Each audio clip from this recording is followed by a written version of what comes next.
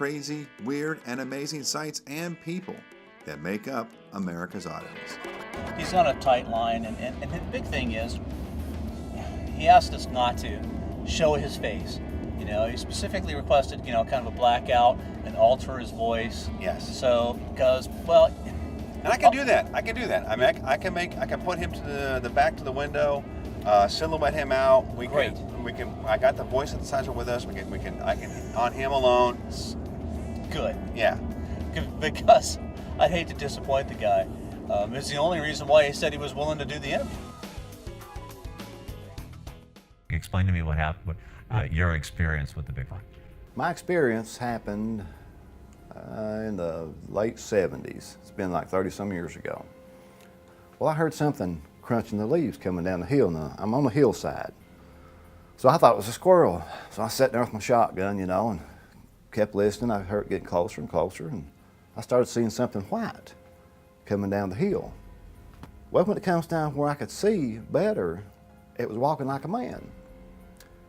And it comes on down, and it probably stops about no more than 40 yards from me, which is not that far. I didn't, you know, you talking about flipping somebody out, man. And it turns and looks at me, or I assumed it was looking at me. It turned and it faced me, and it was standing like that with its arms hanging down. And it looked at me probably for not too long, maybe 5-10 seconds, which seemed like forever. We kind of sitting there looking at each other. I was sitting, he was standing there, and this thing screamed. What I've always described it as is like a woman screaming, real loud.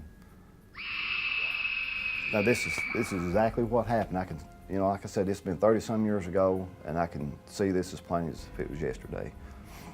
Well, this thing screamed, like I said, like a woman screaming real loud, and it turns and it takes a couple big leaps down the woods, stops, turns around back at me, and there's a tree that looked to be probably about that big. So this thing starts smacking this tree.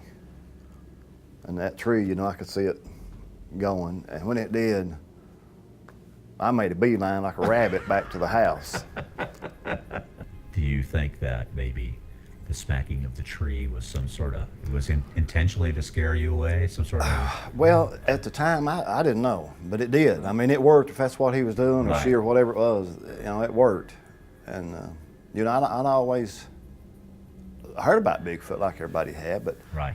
you know, after got back home, I thought, well, could it have been a person? No, it was too tall. There's nobody around that I know of that was that tall. Nobody had arms as long as this thing had.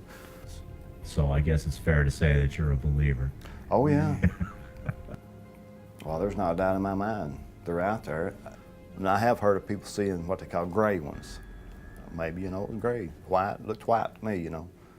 But, and I still don't care, you know. I don't care who believes me and who don't. I know what I saw.